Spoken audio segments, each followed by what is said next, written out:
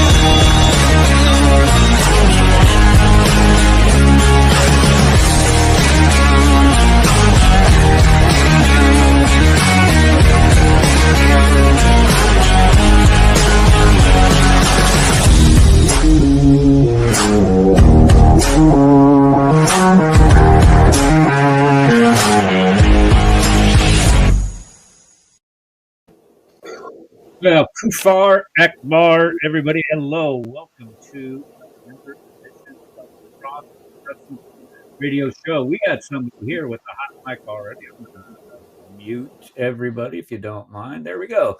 Welcome, everybody. Hi, this is Eric, and we are here every Tuesday evening at 5 p.m. Central Standard Time and every Sunday afternoon wait a second, did I say that right? Friday at 5 p.m. Central Standard Time and Sunday at 2 p.m.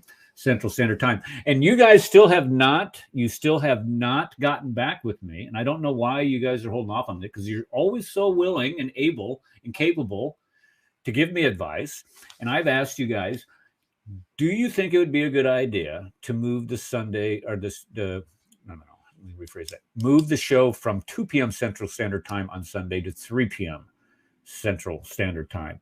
Everybody in the chat, if you could say yes, no, 2 p.m.'s good, 3 p.m. would be better for me. 3 p.m. I couldn't do it, or however, whatever. Let's see here. You guys are already talking about the topic that we were going to be discussing, about the death of Muhammad. That is tonight's topic, and George is going to be talking quite a bit about that here in just a little bit. And then Paul is going to be speaking on, what is it, Paul? The International FGM Day. Okay. And then for those of that Stop don't FGM know it, is what it is. Yeah. Okay. So if you don't know what FGM is, that's female genital mutilation. This is where the Sharia, and it's right here in Reliance to the Travel, and I'm sure I'm going to whip that book out and read it directly to you. Where it prescribes that. It actually says, yep, it's right there in that book, that green little book. It prescribes female genital mutilation as a courtesy. I think it says as a courtesy to the husband. So go ahead and take away any gratification that you may have for sex because you want to be courteous to your husband. That makes zero sense in a sane world. But then again, I don't think we live in a sane world anymore. Okay, so tonight I wanted to open up with something that I got yesterday. I got notified yesterday of a show on YouTube that our acquaintance, I wouldn't say he's a friend because Beholder Guard, Karim Zayed, whatever his name is, he made a video about Katerina Ra Street, or whatever her name is, from Kenny Bomer's channel. Now, if you know the history of Beholder Guard and that channel, Just long story short, Kenny calls him a racist. Beholder Guard gets mad. Kenny gets mad. They're not able to patch it up. And then Beholder Guard starts making all these videos about Kenny's past. Kenny starts calling him everything but Christian. Maybe if you called him Christian, that would have been the ultimate insult. But anyway, he starts calling him all these names, these nasty things. Things get worse. Beholder Guard accuses him of making a fake GoFundMe page. This is the drama. I mean, it might as well just be a soap opera for people. Yeah, thank you, Isa. Raham Street, that's it.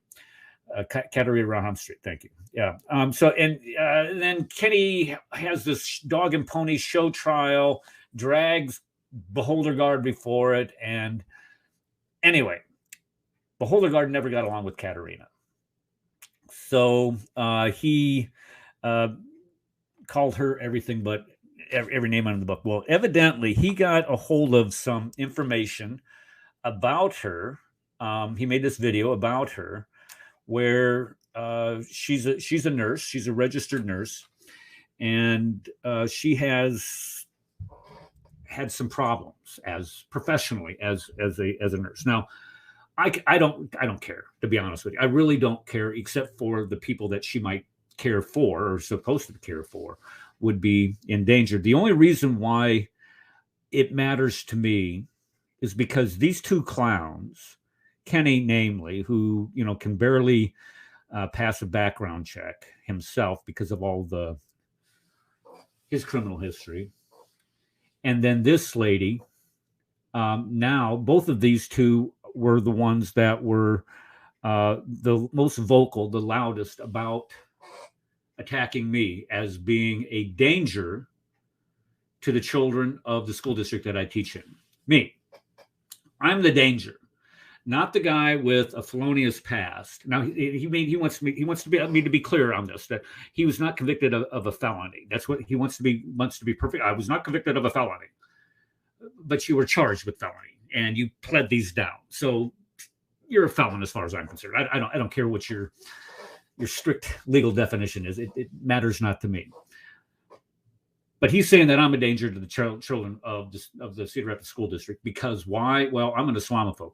No definition of what Islamophobe is, but Katerina herself was just as vocal, saying that I was a danger to these children.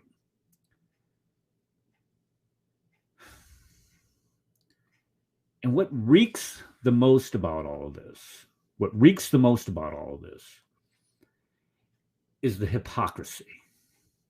Because Beholder Guard got a hold of her nursing records. And I don't know if are they supposed to be public or something? I don't know what it was, but he was showing them on the screen.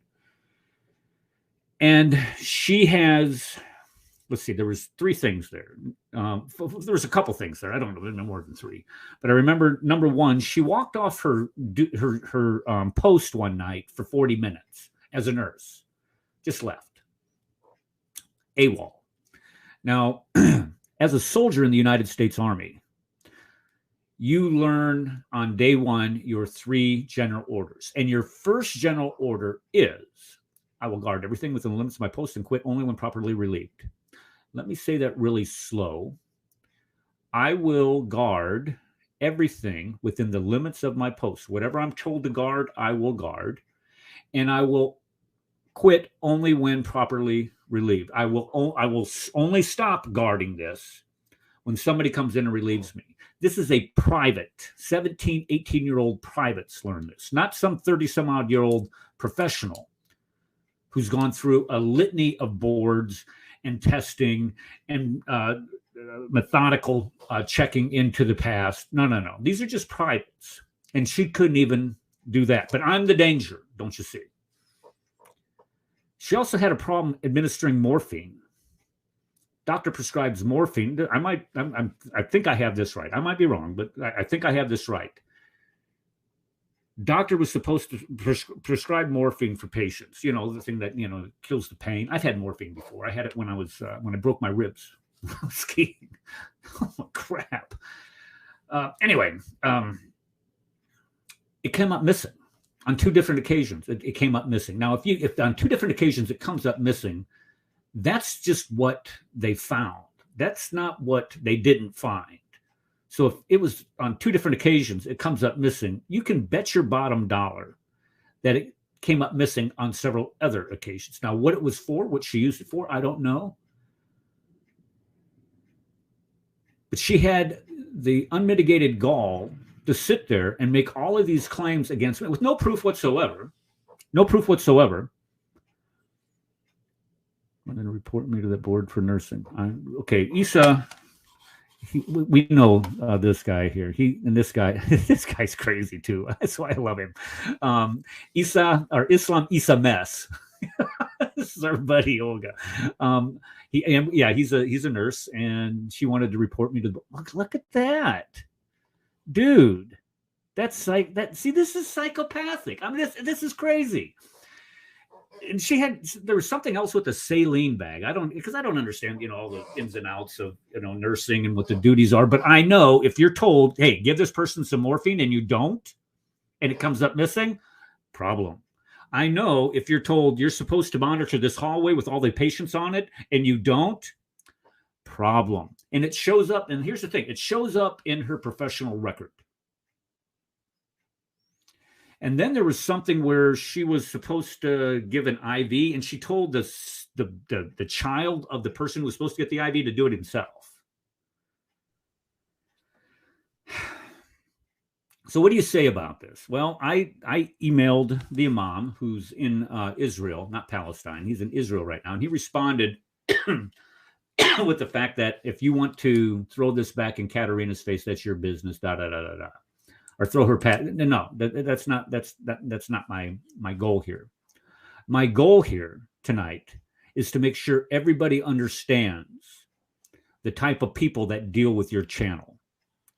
I know the people on this channel. I know some of them have had some pasts. This is true. But they don't demand people quit their jobs. They don't go out and try to out you, to hurt you professionally, all the while acting like there's some pious piece of garbage. That's the big difference here. So I will say this. You want to deal with it? Go ahead, Paul. Yeah. Before they go to the boards, that means that numerous infractions have happened before they go to the boards. They don't report stuff like that to. Yeah, it's pretty serious. That means a hospital or wherever she's been working has had numerous reports before they go that far. And that is an attempt to have her decertified. It sounds to me her certification, license is probably the wrong term. Her certification to practice removed. That's what that is. That very well may be, because this is exactly what they do to educators. Educators, yes. Just as well as I do. I've seen so many bad teachers. I really have. And, you're like, why don't you get rid of these people? Well, there's so much paperwork that you have to go through. I mean, it makes it almost impossible to fire a teacher. I mean, I don't want to say that's after they get tenure. It's only after they get tenure. Right. Yeah, this is true. Okay. But even then, it's really difficult to do that. And you have to have an audit trail to do this. Slam RN, she's a nurse. So she's saying nursing records are public. Oh, okay. Yes. Well, that's okay. That's probably where. Same as the teachers' records, all public employees. Yeah, and you can look up teaching records too. Yeah. Anyway, so I just wanted to lead off with that tonight, because it just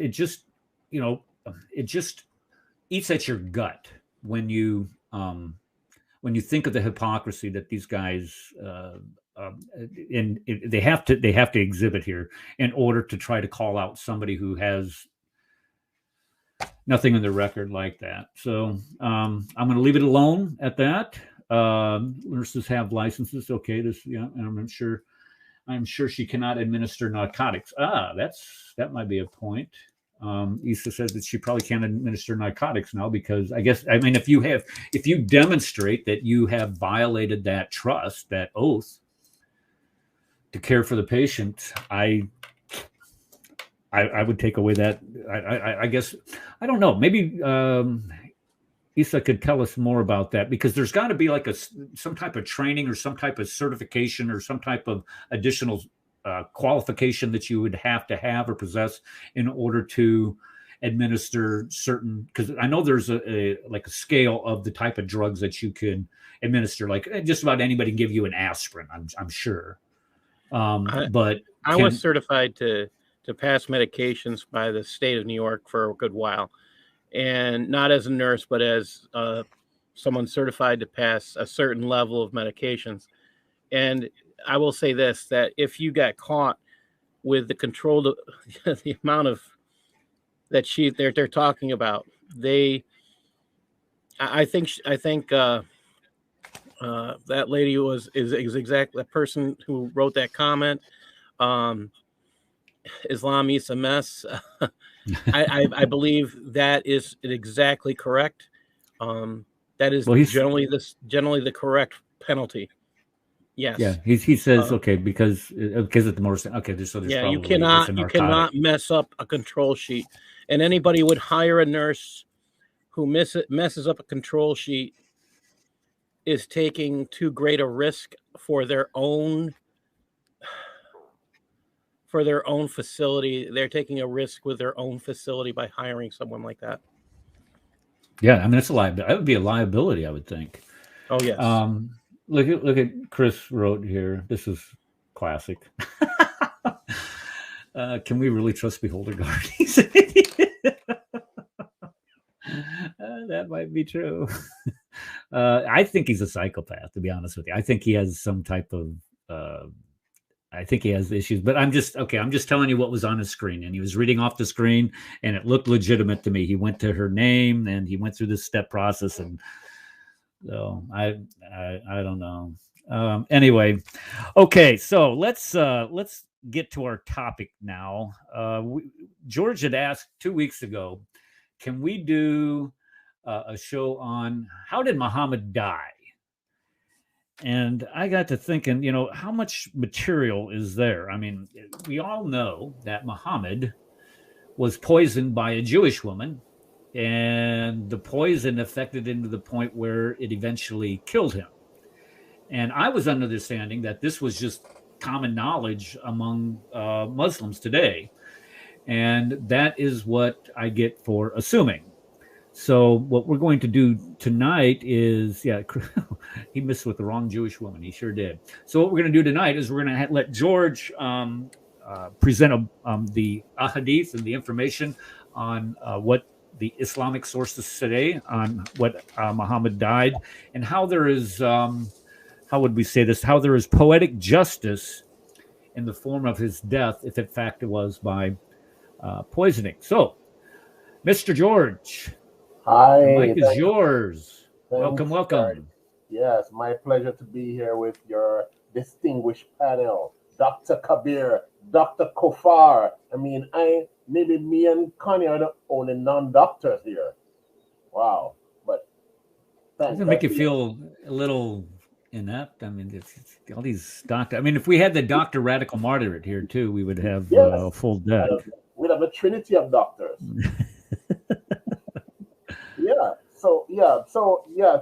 This topic I think is important, and let me lay it out step by step why. Firstly, Muslims do accept that Muhammad was poisoned. It's in their material. They can't deny it. What they do deny is that the poison killed him. So yes, they will say, I agree, yes, someone attempted to poison him, but the angel Gabriel told him about it, so he was not actually poisoned to death. They do not want to believe that their beloved prophet, who Allah tells him everything, would be allowed by Allah to be poisoned to death. They point to the argument that, well, look, he was poisoned 3 or 4 years before he actually died. It's not possible for someone to be poisoned today and it takes them 3, 4 years to die. That's not true. Let me repeat, it is not correct to say that if you're poisoned today, you must die immediately or not die at all. No, poison can damage your organs so much that you die a slow, agonizing, painful death. So what we want to Would look this at, be would this be akin to maybe somebody who is a burn victim, and they burn their skin off, and maybe that doesn't kill them outright, but it limits their mobility and their abilities physically to do things in the future. Would this be similar to that, if I'm not mistaken? Because I don't know much about getting poisoned.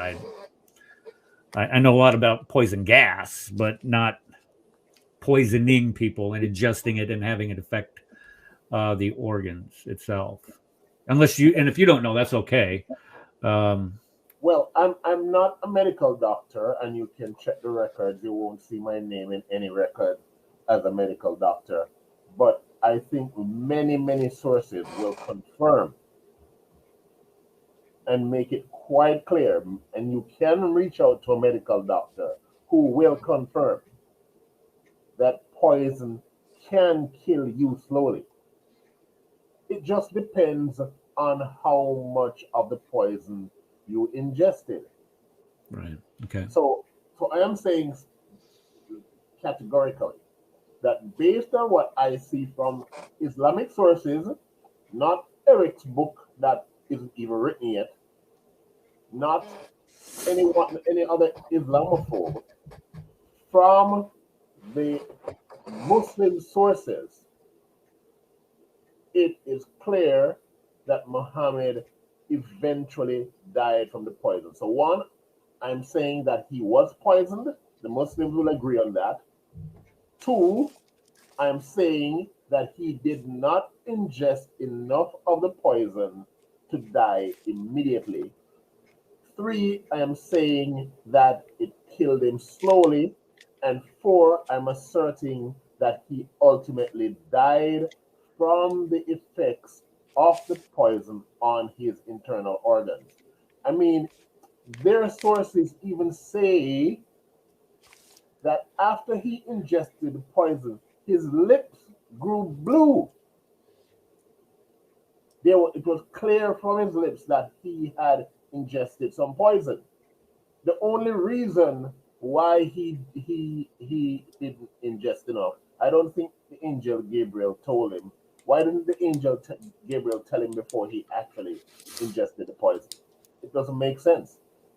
He saw his. Well, it would show that he was a prophet, after all. Look at the prophet can live. His buddy over here died. I mean, he goes, but the prophet. Yes. Allah Akbar. I'm only half dead now. Yes, and I don't know. And the name of the heroine, if Saudi Arabia is ever liberated from the scourge, a hero of Saudi Arabia must be Zainab bint al Harith. Zainab bint al Harith. Because after all the wars, after all the men who tried to get rid of this scourge of this evil person named Muhammad, after all of them were not able to get rid of this guy, she is the one who was able to poison him. Do you know how many people they eventually executed her? According to Islamic sources, Zainab bint al Harith was ultimately executed by Muslims for poisoning Muhammad. They didn't forgive her. Okay, but okay, how did they kill her? Does it say how they killed her? They just take out and cut her head off, or? Yes. It seemed that they just chopped her head off. Okay, so this happened right after Muhammad says, "Oh, hold your, I've been poisoned. There's this goat that's talked to me, or sheep, or whatever the heck it was." Right. Says Right. that Right. I have poison in it, and so they took her out and killed her. Now, how old was? Does it say? Do we know how old Muhammad was when this happened? I believe he was about 57. He was in his late 50s when it happened. He was in his late 50s when it happened. And the story, and we could go into all of these sources, but the story about how surrounding the eventual poisoning of Muhammad is quite interesting, where he had attacked a Jewish village, killed the males in the village, the Jewish males in the village, and of course took the woman captive. And of course, to him, the women are stupid. So she offers to cook him some sheep. And he says, sure. I mean, in his head, this is a stupid woman, and she wants to cook him this meal because she loves him so much because he's a great prophet. But she poisons him. Okay? And Okay, her, so let's make sure we get this point out there, George. Okay, so Muhammad and his boys, they whack this village. They kill all the men, yes, which includes, I'm assuming, her husband, her yes, son, her father, her correct. brothers. Okay, Yes, they yes, kill all them, yes, that's right. and then she says, "Are y'all hungry after an afternoon's battle?" And they look at each other like, "Well, yeah, yeah." Is that what you're saying happened? That's exactly what happened, according And to they did Islamic sources. okay, and they didn't suspect. Well, what do we just killed her husband, but hey, she's a good. None of that came up, and No, according to because Islamic sources. because he's a holy prophet of God, and she, as a woman with not much sense, is so happy to be with him, even after he murdered her family or family. Right. Did they make her a sex Uh, slave? Well, she was probably about to become a sex slave. About Some to become. Muslims, yes, some of the Muslims call her, say she was actually his wife. what? Some say that she was his wife, and she was not. Isn't she supposed to be able to mourn for 3 months? Yes, but she was happy to be with the prophet, so You're right. Okay, allowed to cook that for was him. okay, Connie. That was a mistranslation from the Arabic to English. It didn't say 3 months; it said 3 What is it? minutes. Okay. Well, that makes more sense. That's it. Yeah, so I would say that this woman should be made a hero of Saudi Arabia, Zainab bint Al Harith. Do you know how many people's, yes, even though they killed her, do you know how many people's lives were probably saved by her doing that act?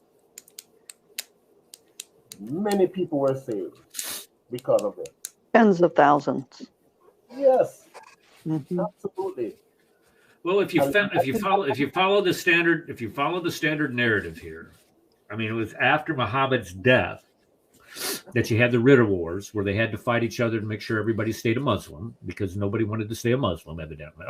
People did, but I'm just saying you had the Ridda Wars of apostasy, and then you had Omar going out. It wasn't Abu Bakr, but Abu Bakr was the one that fought the Ridda Wars. He was the first caliph. Then you had Omar going out, and he started whacking people outside of Arabia. He's the one that actually went up into Jerusalem and sacked Jerusalem. He's the one that actually got to Cairo and sacked the was it Alexandria? Burned the library in Alexandria, for crying out loud.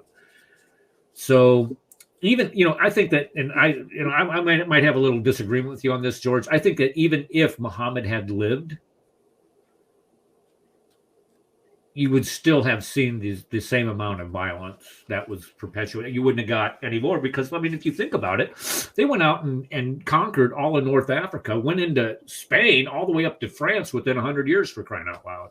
They got far as east as the Hindu Kush, all through Persia, all through into the Stans and into India, for crying out loud, with 100 years. So, I mean, saving lives, I think you're probably right in the sense that as Muhammad got older, his revelations became more violent. And the prescriptions for these, if you get to chapter 9, which is the most violent verse, and the last verse, or I'm sorry, the last chapter, supposedly chronologically given to Muhammad, supposedly, is the most violent. And I could imagine that anything after that probably would have been if just as, or if not more violent. So you're probably right. I mean, if you come to think about it, but I mean, it was violent enough the way it was when they came out of. And I'm sorry, folks. I just had a sneezing fit here, and it sounds like I'm talking through my nose, and I apologize for that. Yeah, once you weren't poisoned, you're okay. The Queen might have stuck something on the mic here to make me sneeze, and I'll fix him. I spent all that time in there on that radio show. Yeah. So let me go over this again, because sometimes the Muslims who hear these things get confused. They will admit that he was poisoned. What they will not admit to is that the poison eventually killed him. They contend that it's not scientific, and I've read what they say. They contend that it's not scientifically possible for someone to die slowly from the effects of poison. This is simply not true. They are, as with so many things that they say, they deny the clear facts. They say it's scientifically impossible. That's not correct. But the guy died immediately, right? Yeah, right, exactly. Because right. He ingested more of the poison. Oh, well, how did they know? Does it say it? Well, he ingested more than Muhammad did? Well, you would have to, I guess. I don't know. I guess you would have to make that assumption. Yeah, the hadith implies that he's not hadith. Then that's not their religion. If they're assuming, right. The hadith implies that the other person took who actually ate more and had a reaction, and then all of a sudden Muhammad has this revelation. It's not a prophecy if it's happening to you now. So he has this revelation that the food is dangerous. Yeah. Somebody had to die for him to have a revelation. So yeah, okay. So Isa is a mess here, or Islam is a mess. Is a nurse, and he says it can lead to acute renal failure. I don't even know what that is. I mean, that doesn't even sound pleasant. It's that's Ogla. Your kidneys get shot. That's what he's saying. It what? Acute renal failure is failure of your kidneys. That's what it is. Okay, all right. And hemodialysis to correct. It needs hemodialysis. I'm thinking that's like dialysis through the blood. Blood, dialysis. Okay, cleansing of that. If not correct, can lead to chronic renal failure. Okay, so I put that next one up that Islam RN put in, because I think that's probably more like. I think that's my question is I didn't know if what we had that would exist back then, but lye as a cleanser. I mean, that's when you think about when we're talking about caustic materials. That's a good possibility. Lye did exist. We just don't think about it. So it's something to think about. This is something to think about. Okay, well, here's what I know. I know that if the Queen or whoever, like if Katerina decided to cook me a meal and she poisoned me, she doesn't know that I have the Jamal right here, the camel urine. And I just take a sip of this and everything. Try it again. And I got this. Yeah, it doesn't. Yeah, and I the thing that was kind of surprising to me, George, was the widespread. I did not realize that there was widespread disagreement as to what caused the death of Muhammad. I would thought that this was everybody understood this, but what you're saying is that they believe that he did not die from the effects of the poison. And is there a reason why they would refuse to believe that he did not die from the effects from the poison? Well, think about it. How could you accept that God's favorite prophet was killed by being poisoned like a rat. That doesn't sound very glorious. And of course, remember, they say that Jesus was not crucified either. So why would God allow his Jesus who was It just seems like to heralding me like Muhammad? it seems Jesus to was me just like this. You know Okay, what's well, humorous? I'm let me sorry. just say this, Paul. Let me first say this, and then you can say, well, but it seems to me like they just don't, despite what their own sources say, they just don't know for sure exactly what happened in this case. It seems to me like, well, we don't know what Aisha's age was. Really? They know, they just It says don't nine, want nine, to nine, believe nine, it. nine. Right, and they don't know that it was the poison that ultimately killed Muhammad, despite the fact that he ate a big chunk of it. And that isn't there a hadith that talks about them dragging him around with his legs Yes, hanging absolutely, behind him? absolutely, absolutely. Now, Paul, okay, go ahead. Paul, what were you going to say, Paul? So the one thing, which I found interesting, actually, one of my last years there, I talked about it with my students. So we know how Jesus died. Does anybody know how Muhammad died? And I asked them. I says, "Do you want to? I mean, is anybody curious? Does anybody want to know?" And you read the hadith where it says, yeah, you read the hadith about the aorta, and you read the hadith about him the way he died, and the kids are like, "What?" Yeah. Okay, so let's go ahead and discuss that part about what the hadith says about the aorta being my biggest torn issue out. is here. They don't tell the children this when they cover the face structures. They'll tell you how Jesus died. They'll tell you how a lot of other people died, but they will not tell you how Muhammad died because it refutes him as a prophet. Okay, and how does it do that? He's the one who said if his aorta was ripped out, that he's not a prophet. So that's all on him. There is Allah you're says absolutely that. right. There, I think there's an aorta or an aorta. I think there's an aorta. I think there's a hadith that says something on the lines that if Allah, it's in the Quran. Is it in the Quran where it Yes, says that a sir. false It is prophet in will the be Quran. will Yes. have their aorta cut out? Yes, it's Does in it the really? Quran. Yes, I sir. thought, okay, whoa. It is first in Okay, the and Quran. and what was Muhammad's dying statements?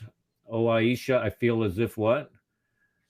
My aorta is cut. Is being cut out. Being cut off.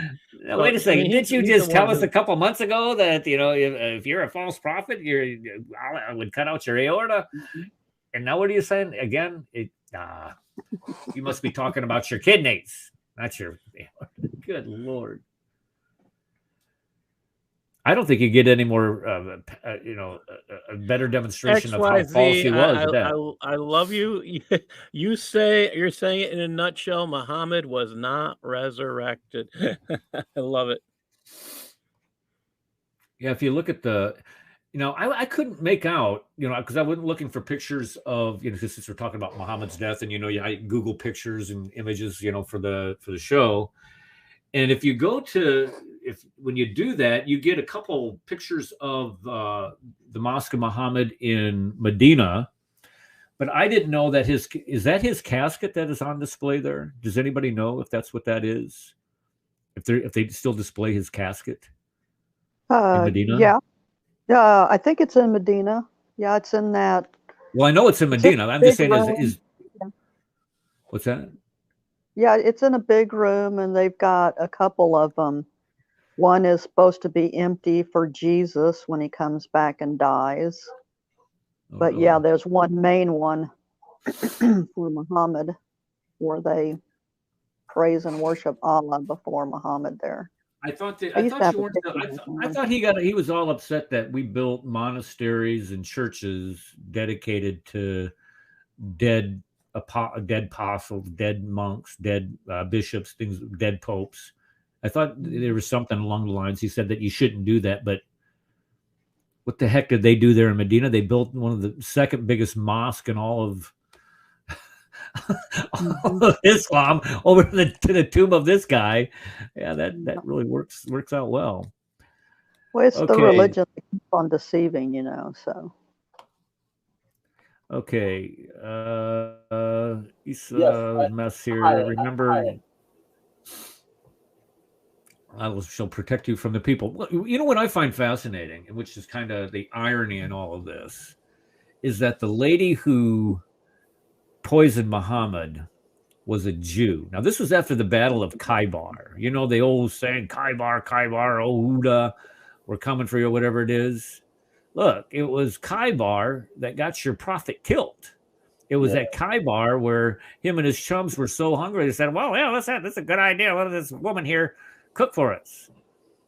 And so I'm thinking that that might have something to do with the fact that they absolutely refused to admit that it was a Jew, actually a Jewess, who was right. actually responsible for his death. That might, that might even be a bigger, now that I start thinking about that, that might be even a bigger justification to deny what their Ah, own writings say, because it was a Jew who actually killed Muhammad, and it was yeah, after Khaybar where they had won this great victory, evidently.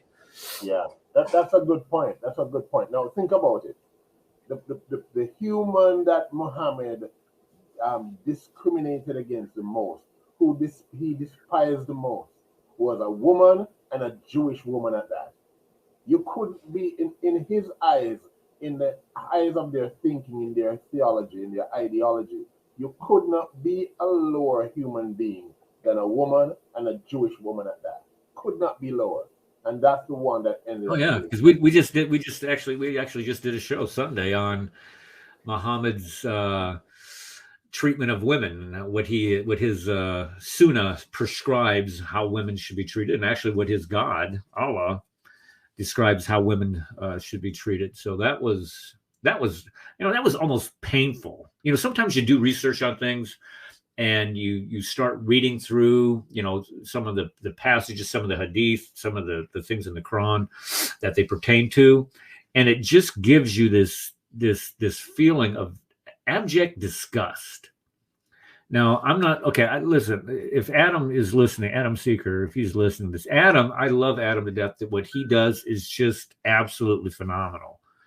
But he knows too many things about Islam that are absolutely disgusting. And when he comes on the show and he starts talking about these things, it makes you, for example, the thing that he came on one time and he was discussing how it wasn't about muta marriage, but it was about the prostituting women and then making it somehow like legal, like a legitimate. And so when you start researching, for things like that, it just makes you skin crawl. And when I was researching that for Sunday, some of the things that that Muhammad taught, that you should, you can beat your wives, you can plow them like they're a field, and all these other, it just makes your stomach hurt thinking that people actually believe that this guy sets a pattern of conduct for people to follow, or prescribes things that you can do. I mean, if you say women, the majority of souls in hell are women. Why? Well, because they're ungrateful to their husband. Why? Because the husbands spend money on their women. If you would, provide for yourself, the man wouldn't have to spend money. What kind of sense does that make? And so when we start thinking about, shows like this, where you look at, yeah, that's exactly what it is, Slam. This is just prostitution by contract. When you start, looking at something like this, well, how did Muhammad die? And you think of, okay, why would they deny something like this? Like, why deny Aisha is 9 years old? Well, it's just so embarrassing using contemporaneous standards. Well, this Yeah, would be that's why they so change it. so embarrassing that a Jewish woman would whack Muhammad. Eventually, she got her comeuppance, though, didn't she? Right. Now, I've saved the coup de grace. Uh-oh. I've saved the coup de grace. Now, remember, they deny that he died from the effects of poison. And I believe he was 62 or 63, you asked earlier. 62 or 63 when he actually died. Now, Right. I know. Yeah, I know his age. I just didn't know what the age he was when he was poisoned. That's what I was asking. it was about 3 or 4 years earlier, so maybe Okay. about Yeah, that makes 89. sense. So listen to this now. This is Sahih Bukhari, chapter 83, and this is it's book 64, hadith 450. Listen to this now. This is a direct quote from Aisha herself. This is a direct quote from the mother of the faithful. The Prophet, in the ailment in which he died, used to say to me, "Oh Aisha, I still feel the pain caused by the food I ate at Khaybar. Right. And at this time, I feel as if my aorta is being cut from that poison." So There you go. I wasn't there. I doubt if Eric was there, right? And Yeah, what does the Allah say imam about wasn't that? there. The What imam does Allah wasn't say there. about the aorta being cut? He said if It's you're a false prophet, your aorta will be cut. yeah, it's 69. If he fabricated, I sent you that picture, Eric, in Facebook Messenger. It's Okay. 69, ayah 44 through 47. I made you a little Okay. with meme on All it. right. 69. Let me pull up. Where did we go? Quran 69. What was the verses again? 44 through 47. Okay, let me pull it up here. Gosh, I hate sniffling. Sorry, folks. I know it's annoying. Okay, so let me share my screen so we show you this. Okay. And if Muhammad made up about us some false whoops, that's the Wrong wrong picture. screen. Sorry, Paul. I'm sharing your screen. Share screen. Play audio. Share screen. Bada bing, bada boom. Swat a swing. Come on, let's go. There we go. Nope, not there. There we are. Okay. And if Muhammad had made up about us some false sayings. Now, who is us here? Who is this? Who is the A us? multi-god. A multi-god. No. Okay, so why is it? I thought they taught Tawheed. What the heck is this? Allah is one, right? But Royal he's wheat, they say. he's one of. Made up That's why I use us. about us. Okay, false saying. 45. We would have seized him by the right hand. We would have seized him by the right hand.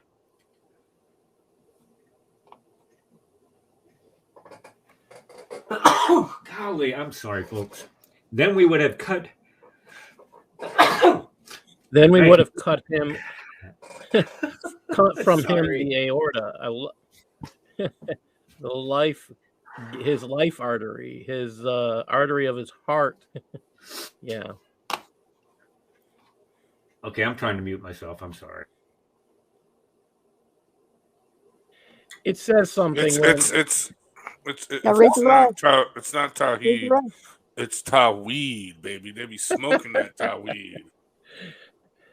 you know, it Now always read the rest. amazes me that the Quran, defies itself so many times when they say they can't accept the Trinity, but they keep putting the word us in for when they're referring as a personal pronoun to their God.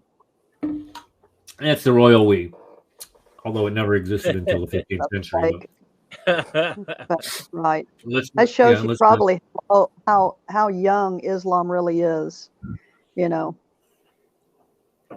well, this is how go ahead, lies George. are. This is how lies are. You can't Yeah. keep the story straight, right? That's really what's going on. That's why they contradict themselves and contradict their own sources. As Aisha, who was there, who is supposed to be the mother of the faithful, her statement, she was there with him when he died. She was right there with Muhammad when he died. And she reports him as saying that it's the effect of the poison that's killing him, and he feels as if his aorta is being cut. That's what she says. So who should we believe? Modern day Islamic apologists or the mother of the so-called faithful? Well, it It's depends supposed on to who be. you talk to, because the modern day Muslim apologists deny an awful lot of About things, 10 books. Yeah, and they got 10 books. we've seen it. Yeah, you had 10 books to include the They got Encyclopedia 10 books. Britannica or whatever the heck it was. No, Yeah, and so that must refute it. But this is the type of scholarship that they do with the Bible too. Well, don't forget about Time Magazine, Newsweek, Of course, and yeah, of course, all those reputable rags. But this is the type of scholarship they also use on the Bible. They'll find some liberal scholar that has spent a lot of time studying the Bible, and then they'll get an opinion of that from him, and then use that to try to discredit the Bible. For example, of course, they always talking about Bart Ehrman, may Allah be pleased with him, saying everything Bart Ehrman is, just as good as gold. But then and the inconsistency, this is what really bothers me, is the inconsistency that they have, because they'll use Bart Ehrman to say, well, Bart Ehrman says, and he's a New Testament scholar, one of the most popular today, that we don't know who wrote the New Testament. Yes, he's not that's popular. What I mean, I don't know where he's popular, because I'd never heard his name until you started using him. Well, he's popular in a lot of liberal circles. He really is. He's done a lot of debates. I mean, he's debated Dan Wallace quite a few times. And with the Muslims, and the thing is, he's really popular with the Muslims because they'll latch on to that. Oh, well, we don't know who wrote the Gospels. The Gospels developed over time. But then they'll completely ignore, and this is where I'm saying that they're so inconsistent. This is why they will not, they won't even follow their own hadith, the teachings from their own hadith, the plain reading of them. But Bart Ehrman comes out and says the most attested to event of Christ's life is his death on a cross, which completely contradicts what the Quran teaches itself. So when you start asking about the consistency of how did Muhammad die, well, they're going to try to deny it. Well, why? Why would they do that? Well, because it's a very shameful way to die. He died as George said, a poisoned rat. Nobody wants their prophet of all time to die like a poisoned rat. Nobody wants their prophet, the greatest prophet of all time, to be poisoned by a Jew. I mean, we can't have a Jew, and even a woman at that, be responsible for his death. It's just absolutely ridiculous in their inconsistency in their application of their own scripture, too, of their own writings, how they completely ignore that, and how they always try to, the ones that are embarrassing, what they'll always try to do is they'll try to find some way to discredit them. The guy was old, don't you see, when he recited this hadith, and, we all know that he had memory problems, don't you see, that's one. What about the rest of them?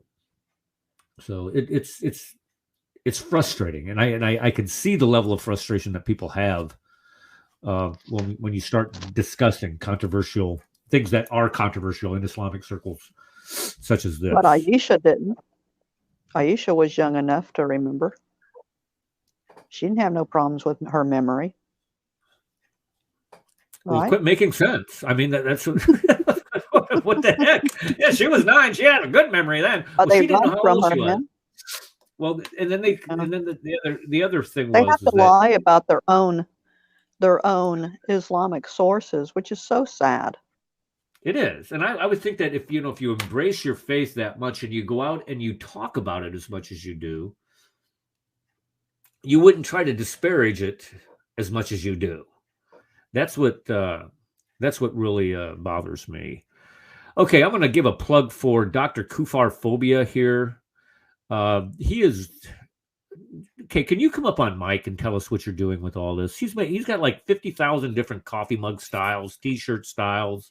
I'm just bored, so I'm playing around with my graphics program. This is for my Canadian brothers and sisters. Okay, what does that say? It says, "Stop tyranny, support the truckers, dump the turd." And the turd Amen. is Trudeau. Trudeau. Yep. Yeah, there was over there. Hey, there was a YouTube video. I don't know if you guys saw this, where a guy is pulled over by a police officer in Was that a truck? A guy inside a truck?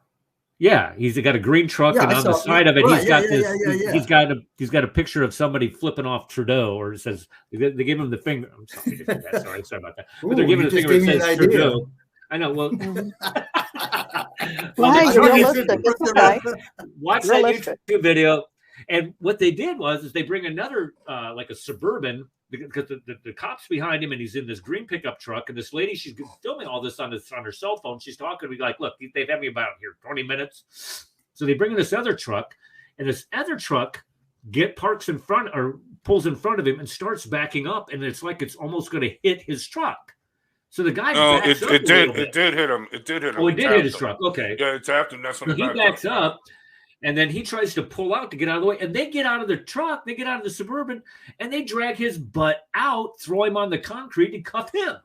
They also, the cop also really slammed into his truck as he was backing up then. At first, he taps him. That's what caused the dude to back up. And then they just really haul off and just slam into his truck, damaging it, disabling it. Well, it looked to me like he was pulling up. Well, it looked to me like he was pulling up. But regardless of that, you don't back into somebody and then get all pissy with them. It was a setup, yeah. These are Trudeau's thugs. Yeah, this is what's going on in Canada. We're going to have to... you flip the bird, just because you flip the bird. Well, right? Think about what we have here in the United States. We have Let's Go Brandon. I mean, it doesn't get any more insulting than that. The problem, I think the difference is that there's much more people agree with Let's Go Brandon in the United States than they do with flipping off the Prime Minister in Canada. Did you guys discuss the breaking news from Camp CCTV? Yeah, we did that at the very beginning. Yeah. Okay. Hey. Okay. Okay. So Chris wanted to know: can we trust what Beholdergaard put out there? Because I was looking at it, and it looked to me like he is at some official government site. I don't know. Oh yeah, no, you can go to it. It's a nursing site of Texas. I don't know how he found it, but he went there to look her up, and he looked her up, and it's her. It's definitely her. Okay, so he's not just making this up. I mean, this isn't just like Kenny made up a GoFundMe page, and I got all this evidence. This is the real deal. No, this is real. I went to link myself. I'm flagging somebody mute or something that's going on.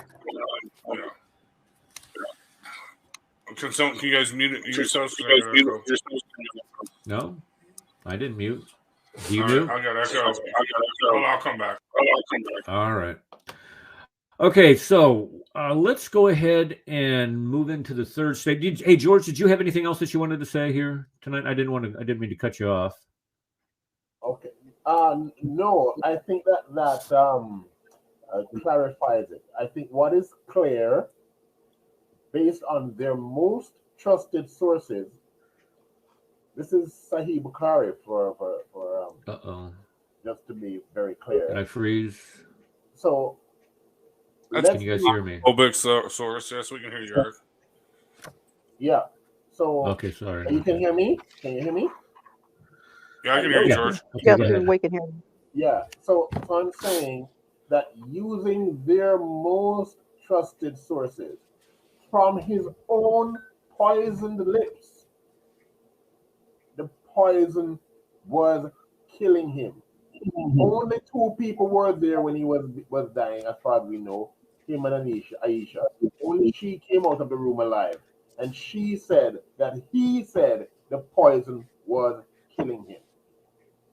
I don't need to hear the view of any modern day Muslim apologist. I need to hear what the people who were there had to say. Only she can speak, and she tells us what he was saying just before he died. So okay, so if this, for example, let's say go ahead, George. I'm sorry. Go ahead. It's clear that he died from the effects of poison.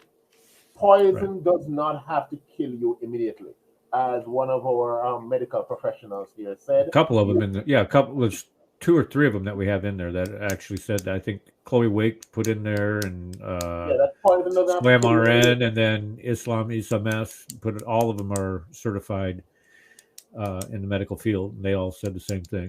Okay. Right. So I mean, this idea, this fallacy that Muslims have that poison has to kill you immediately is not true. It's not correct. It's not accurate. You can die slowly from the effects of poison, and that's exactly what happened to Moise. And I believe it's justice for all the suffering he caused on people. Hey, George, do you know what's exciting about what you just said to a social studies teacher? Do you know what's exciting? You just talked about the importance of primary sources. And for us retired, for the retired social studies teachers, it's something I dream of having my students talk about. I mean, I actually do. I mean, tell them to go get the real information. We always are teaching our kids that. I mean, there's not a social studies teacher in this country. Well, if they do, they're not real teachers. They're they have their own mind, and that's about all they exist in. But social they studies teach CRT is what they teach. Yeah, that's what they teach. They don't teach reality. So yeah, a joke for you guys. What does a wife eater, a morphine addict, and a crackhead have in common? They're all part of the CCTV crew. I was just okay. Thank you. All right. I was just going to guess CNN. Well, that too. Yeah. Well, they would have to have somebody that does lewd things on Zoom calls too. If you're going to do that, no, that would be child molester. Well, that's probably not too far. We'll probably hear about that soon. Isn't that the pedophile network we're talking about? Getting back to this, no, it's a legit site. You guys can go to it, click the link, put in her name. It's going to pull her records up. She's also a nurse in Tennessee as well. Nothing there. It's funny because all her problems started in 2019 when she met Kenny. When she started hanging out with Kenny online. That's when she started stealing the morphine. Now, look, there could be a perfectly logical reason. Okay, this is as recent as 2019? I believe so, yeah, I believe so. This isn't like something 10 years ago. Actually, I got the report, I think, right now on my computer still. Yeah. Oh, no, wait. Hold on a second. Let me see here. Hold on. Let me see here. Responded waiver. Yada. No, sorry, 2017. So I'm mistaken. Yeah, she, okay. On or about January 9, even then, I mean, that's 4 years ago, for crying out loud. Right. I mean, that's. Now, there could be a perfectly good reason, why she took out 4 milligrams and a 2 milligram vial morphine and did not administer it to the patient. Actually, it says respondent conduct was likely to injure the patients, and that subsequent caregivers would rely on her documentation to further medicate the patients, which could result in an overdose. So maybe she did, I'm thinking, maybe, what were they, Jews? I mean, I don't know. Maybe they were dirty Catholic homophobes. That's what when I first read that, that's what I was thinking, I wasn't thinking she was a junkie. You know what I'm saying? But anyway, exactly. Hey, you're in pain, you're dying, screw you. I'm taking this morphine for myself. Anyway, employed as a registered nurse. At Houston, Texas responder. Okay, that's no. She did it again. Oh, she did it multiple times. Okay. I thought he said it was only twice. I thought in the video he always said he did it twice. Yeah. Well, she got caught for doing it twice. So, I'm going to go so far, Red, as to say that if they brought it to the board, it's something caught repeatedly before they go. That's what I'm thinking. That's what I'm thinking. Because this isn't like, that you get a reprimand or anything. This is something going after your license. Well, it's worse than that, because that means that they have been disciplined 3 or 4 times before they go that far. Exactly. And then they're scared about the reason they go that far is because they are scared of the facility having an action taken against them. Exactly, they're protecting themselves. So here's what we got. Here's what she also did. Texas falsely documented the administration of 3 1-liter bolus of normal saline in a. I knew there was something about that. Okay, I remember him saying something. What did they do with that? So evidently, she falsely documented the administration of 3 1 liters of normal saline in medication ministry record.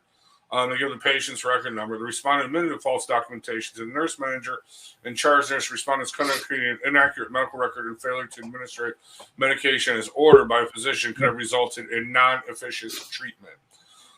Oh, and it gets worse, dude. On 2018.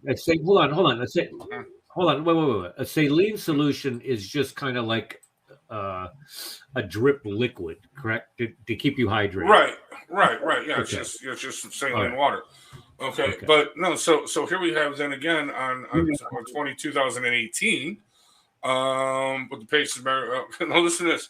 Respondent handed the patient's son an IV and tourniquet and instructed him to attempt the IV placement. Subsequently, the patient's son attempted an IV but was not successful. Respondent could have exposed unnecessary risk and harm. Think about it.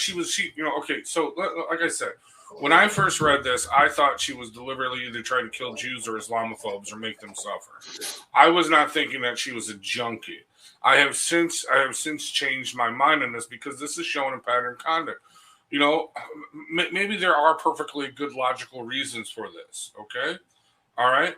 But listen to this on April 10th, 2018. Okay. She leaves her duties and disappears for 40 minutes and fails to give a report. I brought that up. Because I remember hearing that. Because that's just like, for me, Army guy. That's just like basic. You know, you never leave your post. You never do that. If you're in charge, it's like leaving a classroom and saying, okay, all 35 of y'all, just hang out. I'm going down the hall. I'm gonna go get a cup of coffee. I'm tired of being in here with you. Paul, could you imagine what would happen to you if you just walked out of the classroom and said, I didn't feel like being in there with them? Well, anyway, I shared this with I shared this with a nursing friend of mine. Oh, what happened? Echo. You guys mute yourselves? Eric, mute yourself. Everyone mute. Mute yourself, Eric. Mute yourself. Okay, does that help? No, it doesn't. I still got this echo. Whatever. Anyway. I don't know what's wrong with you, man. I'm taking off my headset while I talk so I don't have to hear me.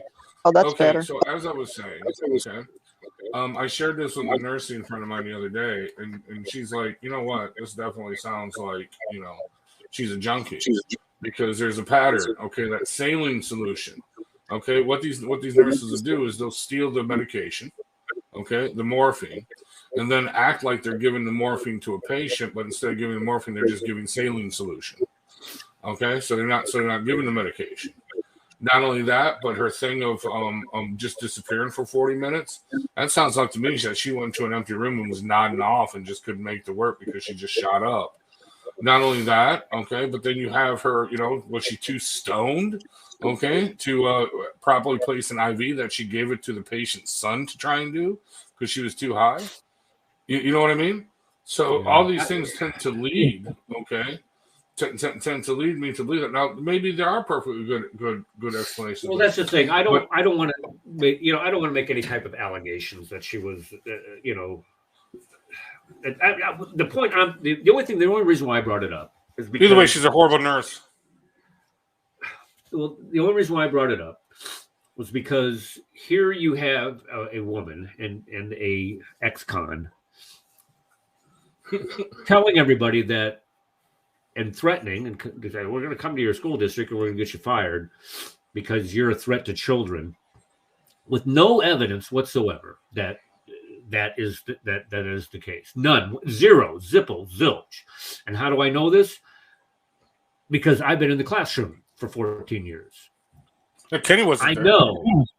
Right. But I know that they have nothing there. And I know there's no paperwork at all because I know I haven't done anything wrong. Where these two hypocrites, and this is what just chafes my hide is that they're sitting there leading this charge, getting fired.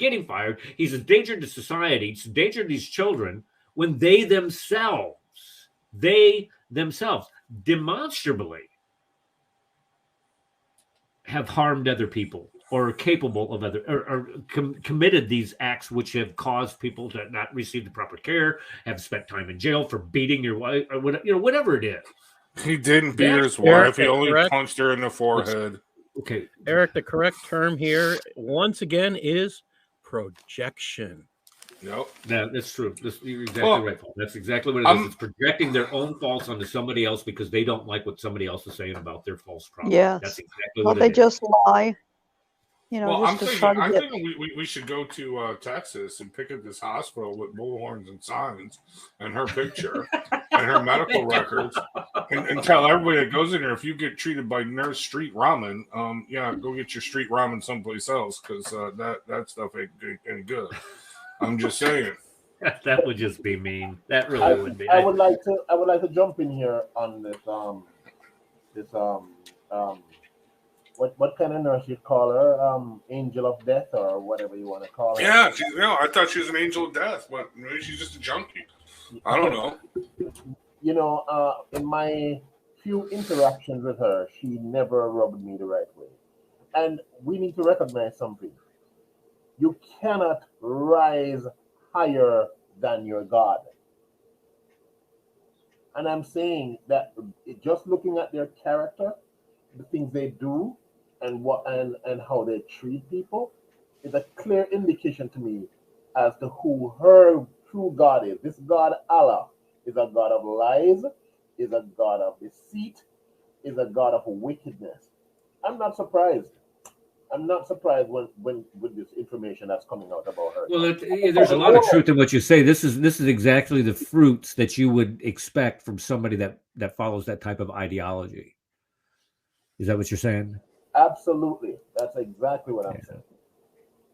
Yeah, that's well. Hey, I got some more to share with you guys. I'm going to share my screen here. Hold on. Okay. Let me see here. No, I want a window. No, I don't want a window. All right, we're gonna be. Hey, as soon as we get done here, Red, we're gonna be moving into what? Oh my gosh, dude, you got to show that. Okay, all right, never mind. Yeah, because I got a question for you guys, dude. Who are these two guys with Kenny? Okay, I mean, I'm thinking one of them at least is the guy, the founder of his Water Wells project. Do you guys remember seeing any videos where he shared that video? Because if it is, if these two guys are the Water Wells project guys that he's been sending all this money to, allegedly, to build these over expensive water wells that cost over $1,000 when we did one for like $150. Then I think we know where the money went.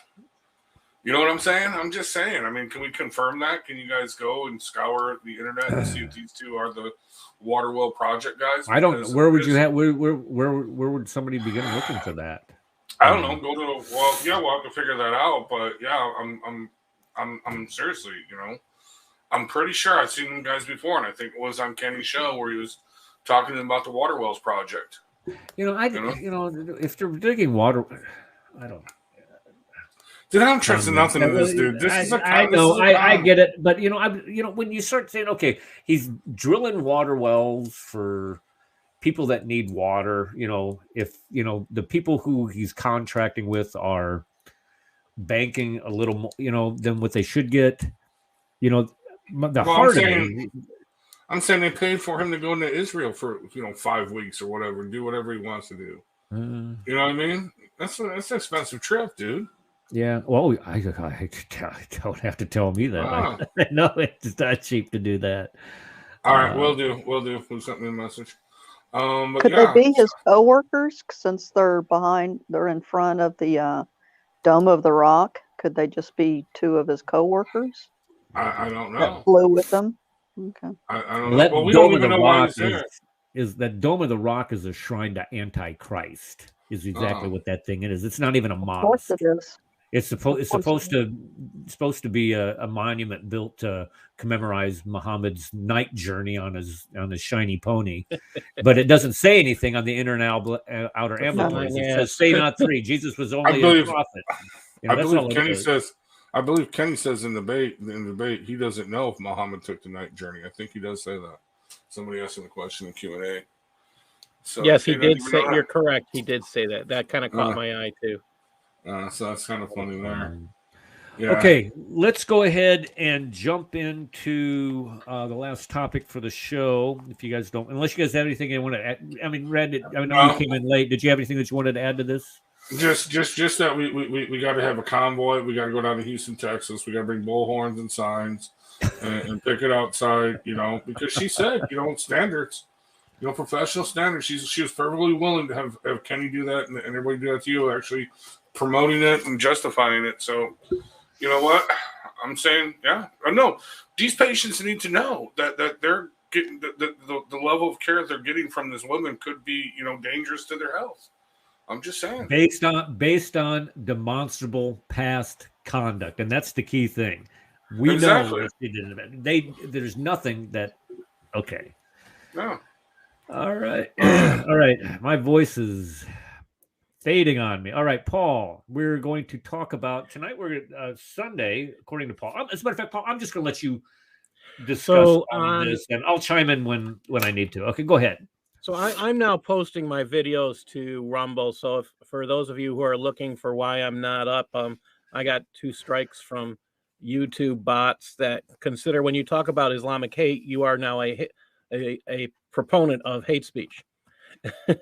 So even when you cite sources and prove your, and again, if you see my presentations, I always put my sources up. That now makes me a hater on YouTube, so I'm not allowed to post on YouTube until March. So if you go to Rumble, you can see where I'm putting up this week. This Thursday, I'm going to do a live cast Rumble, which will be my first. So this past week we talked about Canada and Islamophobia, and right after we did this, almost immediately after. There was a Eunice Cathrada out of I think it's British Columbia. It could be Alberta. I have to stop and think. Decided to tell everybody how great Islam is and that it's supreme. And we caught this video. So I shared it with Eric, and it just tells us how superior. I shouldn't say superior, but how they imagine it. And it's not you know what I find humorous about this? This guy who claims to be an imam, who claims to be a leader, you don't hear him quoting from the Quran. I mean, if you know what you know, you should back it up with scripture. I'm not saying he did. Again, he's not doing that, and he spends all his time doing that. And I find this humorous in that respect. But he backed up the reasons to call Islam dangerous. So if you could play that, Eric.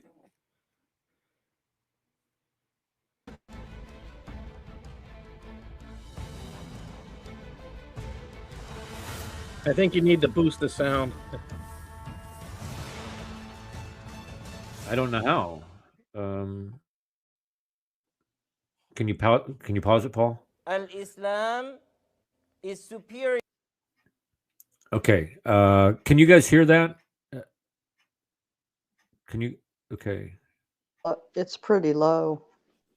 I mean, I could hear it with my whoever Superman shared hearing. it. Well, how do I boost the sound? I don't know how to boost the sound. It's whoever shared it. Over all other religions, although those who associate others with Allah detest that.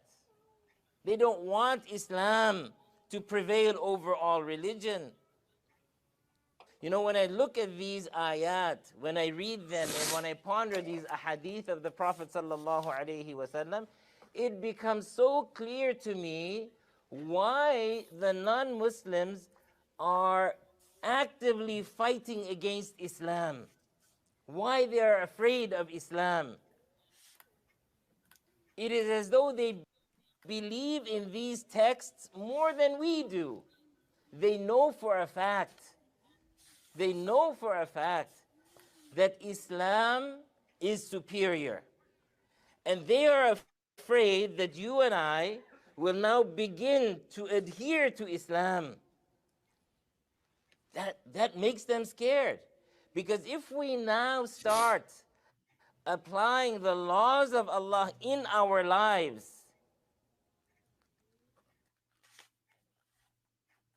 well, it means their demise. It means that they will be defeated. The day we go back to the Quran and the authentic sunnah of the Prophet sallallahu alaihi wasallam, that is the day Muslims will dominate. This is what they are afraid of. They are afraid of al-Islam.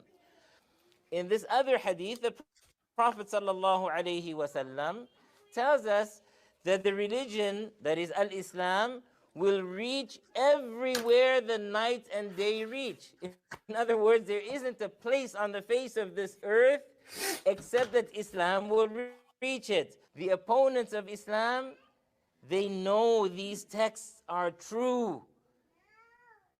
It is as though they believe in them more than we ourselves believe. Did you hear the baby say no? This No. is why they tirelessly oppose al-Islam. Anything to do with the laws of Islam, oh, this is backwards. This is not suited for this time and age.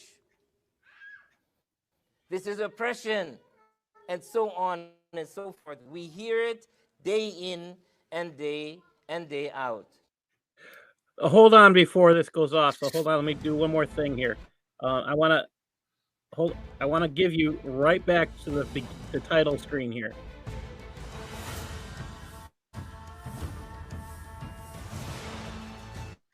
Look at this title screen. And you heard a child there, a baby there. Are we talking about sex with minors? Wow. Yeah. Wow. Wow. Not only that, but you heard the baby say when he said Islam is the truth. And the baby says, no. Well, you notice the projection, the attempt at projection. They are afraid. They believe it's all true. Okay, go ahead. I'll go. We're not saying it's true, but this is where I feel greatly honored at joining Dr. Kufarphobia, because joining him in his work, it's been, like I say, it's been an honor, because we're going through this Quran line by line, what we would call in Christian circles exegetical teaching, going through the scriptures line by line, word by word, and we're asking common sense, critical thinking questions, which again in Christianity we call that exegetical teaching. You don't find that done. So, and this is where I'm laughing at this guy, because not once did he refer to an Islamic scripture to get his point across. And this is something we should all be concerned about, that all these Muslim preachers, imams, or whatever, or brother, or whatever they want to call themselves, do not use this information. And that to me is serious, that no one's holding them accountable. They just have this title and they get to get away with it. Yes. Can I just jump in here very quickly, Paul? Yes. We do not believe that Islam is true or the Quran is true. We believe it's correct, obviously, patently, clearly false. What we are saying to Muslims is, and why we keep referring to these, we say, look at your own sources. Your own sources condemn Islam. That's what we're saying. It's not because we believe it's right, it's because we believe it's clearly false. Well, Dr. Kufarphobia has right now on his screen something we owe to XYZ. Do you want to talk about it, Dr. Kufar? Oh, okay. I think, what was it? Last show, the show before that, XYZ said that the Quran, because we're talking about the clear, detailed, explained book. And so far, me and Paul, we're halfway through chapter 5. We haven't found anything that's clear, detailed, and explained. That doesn't leave you scratching your head and saying, I'm not even going to say it here because it's R-rated. You're just like, who put this book together? Was it like a little 3-year-old?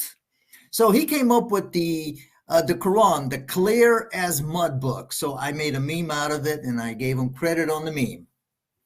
I'm having one of the things we just talked about going through chapter 5 is Adam has children, and one of them they did a sacrifice. Nobody knows what the sacrifice was. I should say an offering to God. No one knows what that is. No one knows the names of the children of Adam. Believe me, they're not there. When we're reading this passage, nothing. There's no mention of Cain or Abel. There's no mention of what they brought. In fact, there's like a threat in there too. I'm going to kill you, and you're not sure who's talking to who, and you can't get a better explanation than this clear as mud stuff.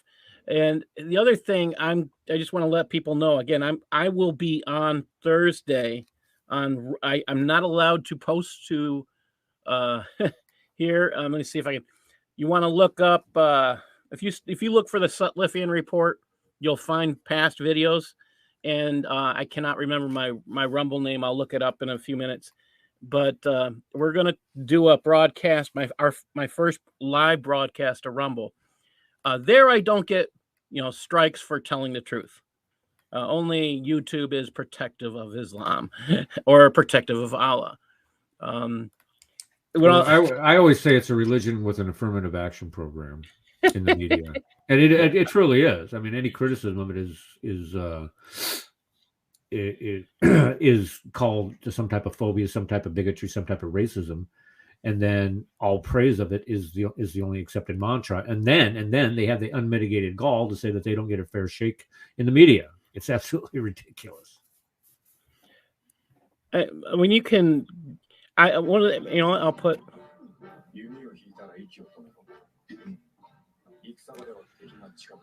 Who is this? Who's got a hot mic? That might be me. I'll double check it. That might be me. Sorry about that. I think that is you. Okay, there's a couple things that I wanted to say. Okay, there's a couple things that I wanted to say about that video.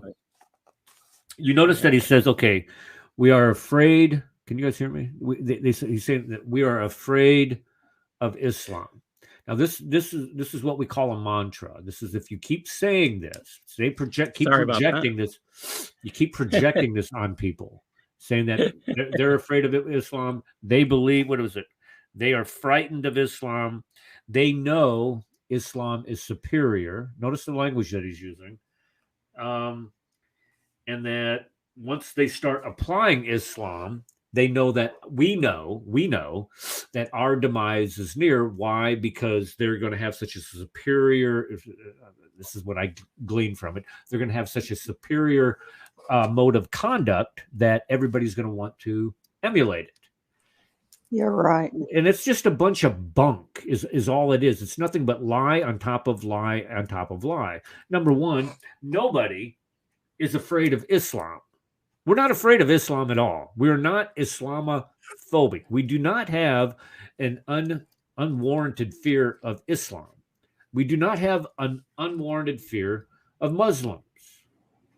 The only thing that I would fear is people wanting to use the Sharia to try to deny me my civil liberties, my rights as a human being and as an American. That is what I do fear. I fear that based on what they've said, well, the Sharia is already here, that you would want to apply the Sharia in my country. You can take your Sharia and stuff it up your oil well. It's not, you're not going to bring that here. Not as long as, you have people that have a platform. It's not going to happen. So he also said, we know that their texts are true. No, we know that your texts are false. You keep trying to tell us that they're true, but don't provide any evidence that they give us any reason to believe otherwise. This guy is he's a shill, is what he is. But the biggest issue here is this is a guy who speaks to teenagers, and teenage, in young 20s, those are the impressionable minds. They're seeking truth, and that's the time period in your life where you really are hard out to find out what is true, and that helps you create an identity for yourself. And yet, this man is out there telling them this stuff, and Islam is going to reign supreme. And what does that mean to them? This is also the guy that calls for jihad in Canada.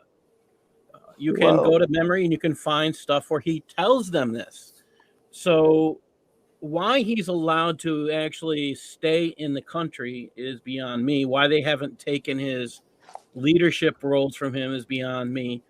But again, my suggestion is, if you want to know more, look him up. Eric Brazeau does a lot on this gentleman. So do the Canadians have a reason to fear Islam is what I would say after listening to this. And again, reasonable fear is not a phobia. Yes, can I say something on that? Let me jump in there quickly. You ask a very good question. Do Canadians have a reason to fear Islam? I would say yes and no. No, because the average Muslim is better than Muhammad. The average Muslim is better than Muhammad. Right. So from that perspective, no. But if the average Muslim can read at least one language. That was true. But when we read their material, look, I'm telling you something. If they read their material and believe it, they become someone that the country should fear. That's what I'm saying to you. Their material. This is. I agree with you 100%, 120%, George. I think my biggest issue. I'm not talking about Muslims or individuals or people. I'm talking about what the ideology teaches, nothing more. And my preference for what I would describe this as is nothing more than a faith structure. That's what I don't like the term religion anymore because it's an ideology. Too broad. Yeah. And these are structures. So, what do we kick out? What pillar do we kick out to, let it fall? Well, one of the pillars that can get kicked out that we could be teaching in every public school in America is how Muhammad died. I mean, that's why that was a great topic for today, and thank you. I love this topic. I still remember the faces of my kids. And I read the hadith where it said, or was it the Quran scripture where it says, if I'm a false prophet, Allah will rip out my aorta. And what is he saying at the end?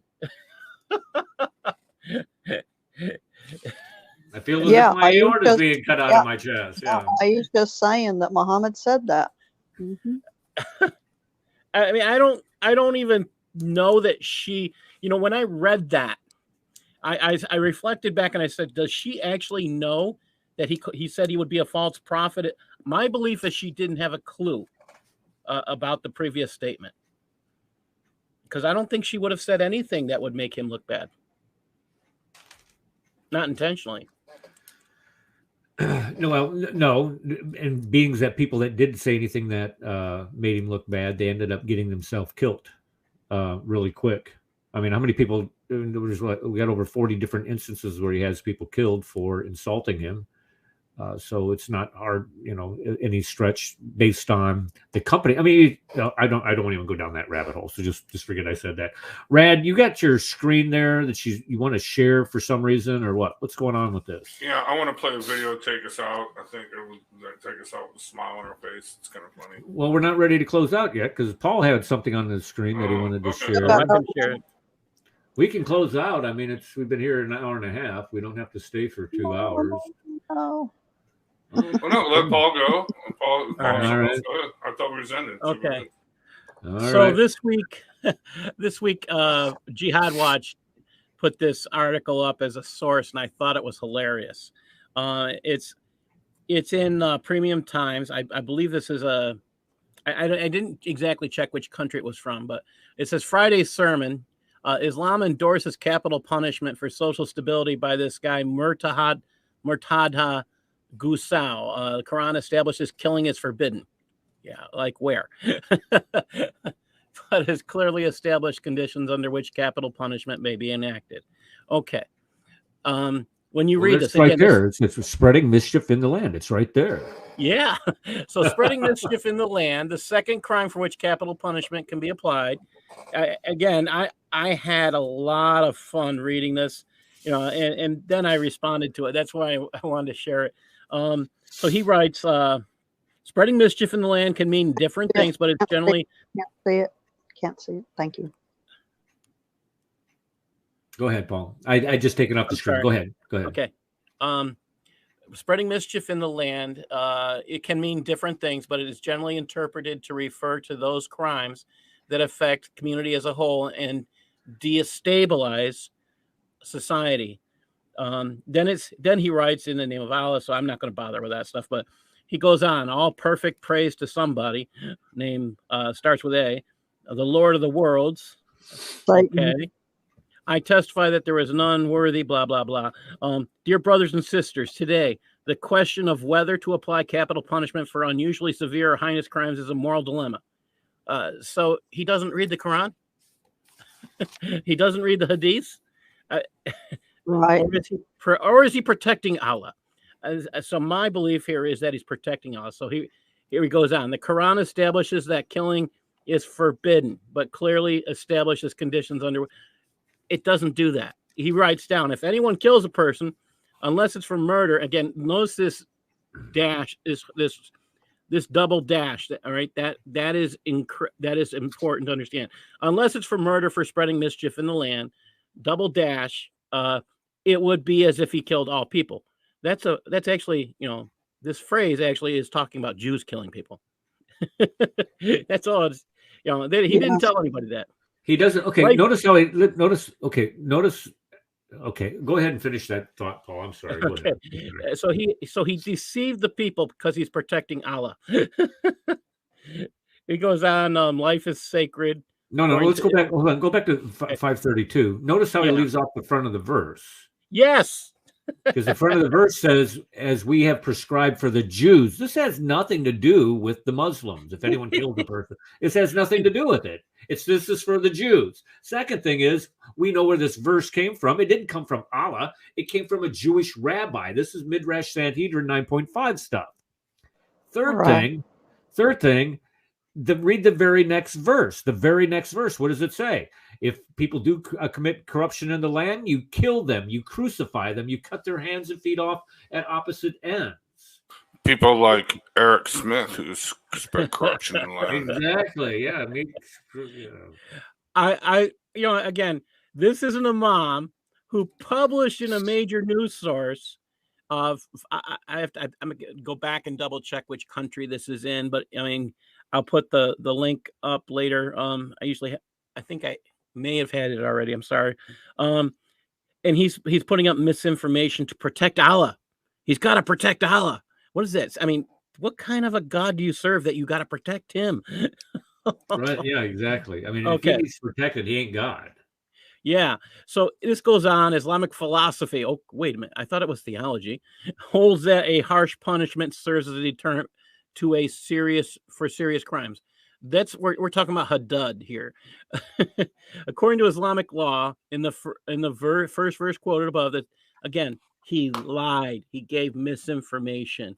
Let's go on. Intentional murder. Okay, so the Quran legislates the death penalty for murder is available through. He's misinformed. There is a death penalty for intentional murder, unless you're killing unless the person who did the killing is mentally incompetent, or a child, or the person that's done the killing has killed a non-Muslim, or the person who did the killing was a parent killing their child. Yeah. He doesn't talk about any of that here. No, leaves that part out. Sorry. Yeah. And you can read that all in Reliance of the Traveler if you don't believe me. Crimes that have fallen under this description: treason, apostasy, terrorism. You notice he has apostasy towards the top there. Land, sea, or air piracy. You know what? Land, sea, and air piracy actually agree with Islam, so I don't think that's actually close to accurate. Armed banditry. No. Armed banditry, they cut out your hands. Armed robbery, again, they cut off your hand. He's not telling the truth here. Rape, they would kill you. But again, how many witnesses do you have to have? Was it 3 men? 4. Four, actually, yeah, four. 4 men. So how many people commit an act of rape in front of? I mean, a gang. They're not going to tell on each other. It's not going to happen. Right. Homosexual behavior. Again, he's not telling the full truth, and he's hiding. He's protecting Allah. So I'm just going to skip a little farther down. This is what it is. He is the Murtahada Muhammad Gosau, is the chief imam of Nagazi, and it says he's in Nigeria. So I put this up. And email him, invite him to the show. Yeah, I think this is hilarious. So here's what I wrote to the paper. The imam is not being wholly truthful in stating that the Quran establishes that killing is forbidden. He clearly hides and abuses the Quran, abuses the Quran's call for killing Jews and non-believers, which equates to non-Muslims. There are several verses in the Quran that reveal this leader of Islam is deceptive in his claim. Look at Surah 2, 190 to 191, and engage in the war for sake of Allah against those who engage in war against you, and do not transgress. Surely Allah does not love transgressors, and kill them wherever you find them, and get them out from where they got you out. Surah 9:5. So when the forbidden months are past, so kill the polytheists wherever you find them, and take them as captives, and besiege them, and lay in wait for them in every kind of ambush. Islam includes Christians as polytheists because it claims they believe in 3 gods, thus committing shirk. Why does this imam feel he must protect Allah? Are these not Allah's words? What does it mean when a leader of Islam lies to keep the believers ignorant? Isn't this the opposite of what Jesus taught? He taught the law of God was summarized in 2 commandments that he gave. From Matthew 22, 37 to 40, Jesus said this: you must love the Lord your God with all your heart, all your soul, and all your mind. This is the first and greatest commandment. The second is equally important. Love your neighbor as yourself. The entire law and all the demands of the prophets are based on these 2 commandments. Amen. So that is now posted underneath this article, and they let me post it there, and there's other people who responded. So I found it humorous, but that's me. And this guy, I've seen his picture numerous places. So he thinks he's something, and that's where I kind of find it humorous. I just don't see it. Let me just make a quick point here. What Paul is saying, this is not the words of an Islamophobe. All you have to do is go to the countries where this kind of thing is practiced and see what they do. Do they practice love and tolerance for non-Muslims? Or if we were to go to Pakistan and preach this, we would all be dead.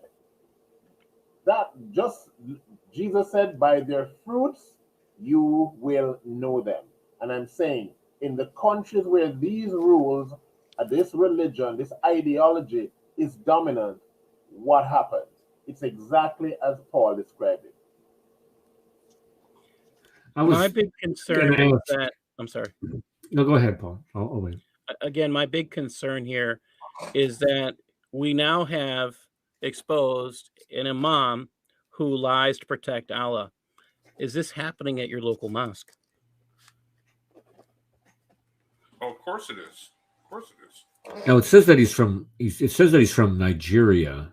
Now, is this guy part of the Boko Haram up north, or did it say, or you don't know? They don't mention that, but I have seen his picture in numerous places, and I wish I could remember where, but again, should send him an he's email. Making the news. Invite him to the show.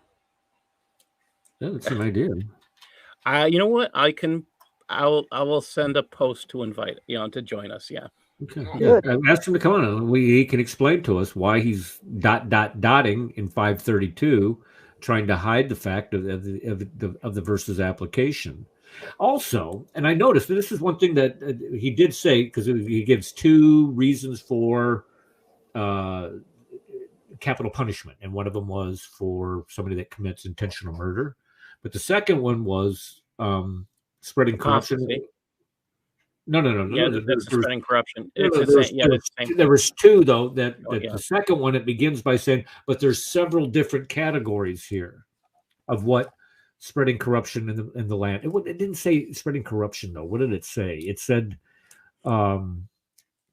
spreading corruption in the land. Is that what it said? Okay. Yes. It never, but it doesn't define this. See, this is the thing. It doesn't define what spreading corruption in the land is. Spreading corruption in the land could be spreading the gospel of Jesus Christ. Right. I was about to say that a minute ago. That Right. yeah, So- preaching the gospel. Yeah, because if I was to go to Mecca today and stand outside the Kaaba and try preaching Christ, I'd get killed. Because they would place it as you're corrupting the land. Right. I'm trying to proselytize, convert Muslims or out of Islam and into Christianity. We can consider that too. So, this is a very general and vague term that's used purposely. And this is rad. Who did this get killed in France? Some history teacher there, wasn't it? Yeah. Samuel Patty. Sir, Mr. Samuel Patty. Yeah. Got his head chopped off, man. Well, because someone like a Kenny posted, pictures of the dude's boss where he worked and everything. Someone like, seriously, they did a Kenny on him. Well, Paul, they would, if this is any consolation to you, they'd chop my head off and Eric's head off with your head at the same time. So the three of us would get our heads chopped off. But your head would be chopped off first because your name is Paul. And they hate Paul. Well, I'll look for that link and I'll post it. So anybody else who wants to go there and ask him why he's protecting Allah, so let me find that link and I'll post it in the chat room. Hey, George. Yeah. Well, why would they hate Paul? Paul is a respected follower, messenger of Allah. Yes, there's another contradiction in Islam. You make a good point. You're right. They should chop his head off last. But, Right. You're right. But, this is just another contradiction in Islam where their own sources, they go against their own sources. So what this tells me, what this proves to me is that, again, Islam is really a political ideology and the people, the followers, are not really expected to think. They're expected to follow what the imam tells them to do. That's why these imams are so important. And that's why this clip that you guys played about this guy in Canada is so important. Because the members are not expected to think. They're expected to follow what this imam tells them, even if he goes against what's written in their sources. Because they're not expected to read their own sources and come to their own conclusion. It's not like Christianity. In Christianity, the scripture says, be like the Bereans who every day check the scriptures to see if these things were so. So Yeah. as a Protestant Christian, we're supposed to open our Bibles and listen to what the guy is saying, compare it to what the scripture is saying, and see if it makes sense. That's Christianity. That's Christian theology and tradition. But Islam is not like that. You're supposed to listen to these scholars, and whatever they say, you follow. So if they say chop Paul's head off last, then you do that. Or George, or whichever one, just do what they say. Okay. Okay, folks, let's go ahead and start closing it up for tonight. We'll go around the table here. We'll get to you, Rad. Hold on a second. Okay, let's go ahead and start. Ed came into the show late, so I'm thinking Ed probably has the least amount to say, but then again, he's always full of surprises. Well, Rad can have my turn. Wow, that was short. Okay, so we'll give Rad, we'll give you the additional 45 seconds that Ed normally takes. Let's go ahead with Dr. Kabir Isa. Sometimes this late in the show, he's just kind of hanging out, not listening, off doing something, but not there. Okay, so let's go with Dr. Kufar Phobia. I'm going to follow Ed and give my 45 seconds to Rad because I know it's going to be good. Rad's up to a minute and a half. Outstanding. Don't let me down, Rad. Okay. Okay. All right. Never mind. All right, George. Do you have anything else you want to add tonight? Yes, I want the Muslims who listen to this panel discussion to understand that we love them. We cannot be Christians if we don't love them. But we believe that the love of God is truly reflected in Jesus Christ. And it's important for them to follow Jesus. He says, I am the truth. I am the life. No one comes to the Father except through me. Jesus is the truth. And what we are saying to you is that this false ideology that's full of so many contradictions, so much hate, so much problems. When you compare it to the beauty of Jesus Christ, you'll throw it away and follow him. So I'm not saying follow Eric. Don't follow Eric. Eric has a cold right now. You can't follow Eric. I might sneeze. I can give you COVID or something. Right, exactly. Right. So you can't follow Eric. You can't follow me. And even Paul, as good looking as he is, I would say don't follow him either. So follow Jesus Christ. Just read his words and follow him. That's what I have to say tonight. Amen. All right. Thank you, George, for that. All right, Mr. Paul. Any parting gifts? I'm going to defer to Rad because I can't wait to hear what he's got to say. Oh, my gosh. Rad. Yeah, Rad on a whole. Oh, as a matter of fact, let's see here. Well, I'll announce it later. I'm going to be out on a Tuesday here in the. Well, I guess it's going to be a while out there. All right, Connie, our sister Connie. Yeah, it's sad that. Yeah, it's sad that these imams, want to, like Paul said, try to defend Allah and lie about him. But what's happening is Muslims are getting more wiser to their lies, and they're leaving Islam. So I just say, welcome Muslims into Christ, and we love you, whether you stay there or you go. But most of them are leaving, and so I just encourage them to keep on leaving Islam and come to Christ and receive salvation. And that's the crux of it. Now, you hit it right on the head. There is that they're leaving in droves. They're leaving Islam not because of what this imam that was on there. He said that they're afraid of Islam. They're afraid. They know that the texts are true. No, the bottom line is that people are now being subjected to the textual criticism that is now being applied to the Quran, being applied to the historicity of Islam, and seeing that it's not true. And this is why you have so many people apostatizing from it now. This is why we're having this avalanche that they were fearing 5 years ago. And this is what we're seeing. So spot on. All right, Rad, everybody's waiting on you. Don't disappoint, sir. All right. Well, this is a no pressure. This is a video that was shared to me by Anthony Rogers. So go ahead and pull it up. All right. Here we go. Are there any jihadis in the house tonight? Anyone want to take out the dizzle before I start talking about Muhammad, who's old enough to be her great not so great grandfather? We should exaggerate how great Muhammad was. Great not so great grandfather. We should exaggerate how great Muhammad was. So the heart of the issue is this: is it immoral for a man who's the pattern of conduct for billions of people to marry a girl who's young enough to be his granddaughter? I say yes, it is immoral. It's shockingly immoral. It's really immoral. Are there any jihadis in the house tonight? Anyone want to take out the dizzle before I start talking about Muhammad, who's old enough to be her great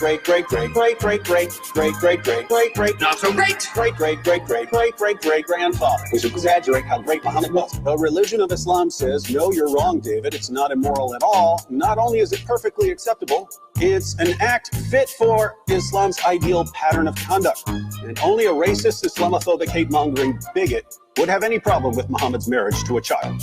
Are there any jihadis in the house tonight? Anyone want to take out the dizzle before I start talking about Muhammad, who's old enough to be her great not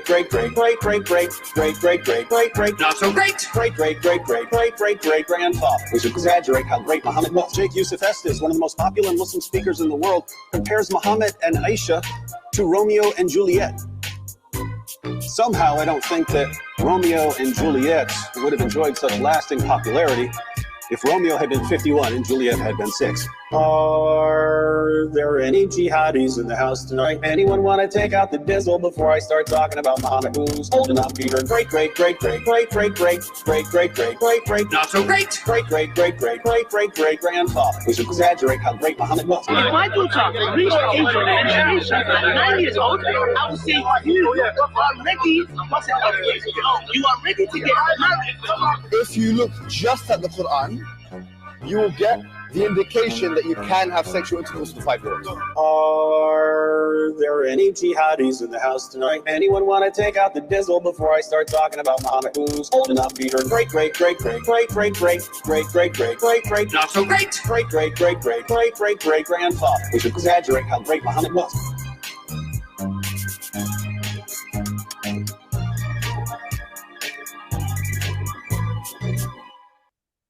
Oh, that was excellent.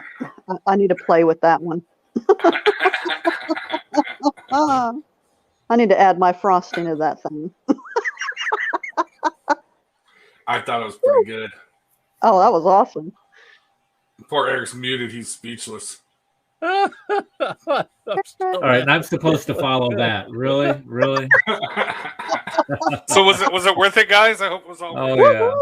That was who made that? Was that you said Anthony Rogers made that? No, he got it from somebody else. Somebody else sent it to him. I don't know. Oh, okay. Well, that was I don't know. That somebody definitely has some talent with doing that. Buddy. Okay, so everybody, again, my gratitude. Everybody that was in chat that came here tonight, thank you so much for coming. Thank you for participating. Thank you for the professional advice about the subjects that we were talking about tonight. I mean, it was just absolutely phenomenal to see that amount of professionalism that we have here in this crowd. Everybody on the panel, of course, even those who came late and who didn't say anything. Being professional. Yeah, right. Yeah. What are you talking about? You said all the professionals we had in here. I was just kind of laughing. I'm like, well, no, I was talking about the. Come on, I was just talking about the nurse advice that we got from people who are licensed in this stuff. Right. Oh, okay, good. Whoa. Well, I got a reputation up here, people. Come on now. Yeah, I know. Okay, I see where you're going with that. That's okay. We have too much fun. We don't have enough fun on this show. It's always a blast, and I appreciate everybody coming and participating. And we will be back here on Sunday, 2 p.m. Central Standard Time, with the Crossing the Crescent discussion group. God bless everybody, and we'll see you all then. All right. Support the truckers.